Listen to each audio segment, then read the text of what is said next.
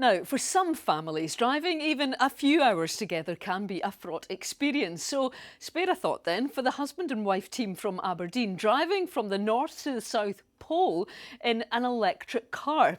In less than a month's time, Julie and Kirstin Ramsay will start the 17,000-mile journey across the Earth's toughest terrain. And it's all in the name of climate change, as Kirstin Tait reports.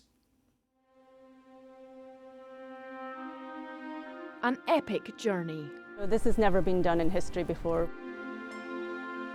From one end of the Earth to the other. 80% of our drive in the Arctic is on sea ice. In a battery-powered car. In the polar regions, we don't have any infrastructure. There is no buildings, there's no electricity, there's no nothing. In just a few weeks, Chris and Julie Ramsay will start their journey at the Earth's magnetic pole. They'll drive through 14 countries to finish their gruelling 10-month trip at the South Pole. And we're going to be from the cold, extreme polar terrain to the mountainous terrain. You know, we're going to go through every weather possible in terms of temperature, in terms of the road terrain. And it's also obviously the home of polar bears as well, which we have to be mindful. So we're treading as lightly as we can through those regions. Yeah. But yeah, 80% sea ice.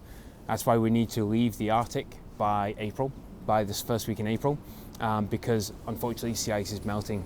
It does beg the question, why?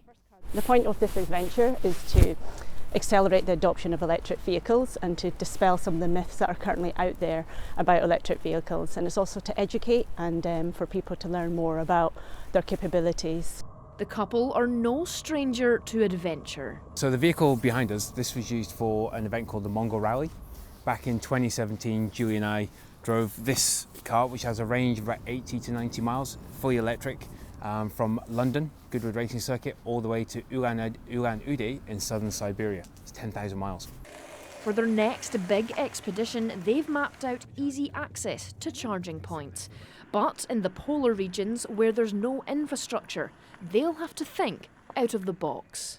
We've been working with a couple of companies to develop a trailer, a portable wind turbine trailer. So this trailer will house a 5 kilowatt wind turbine and will have foldable solar. And the plan is to harness basically the renewable energy elements of what we have in abundance on this earth and charge the car while we travel through.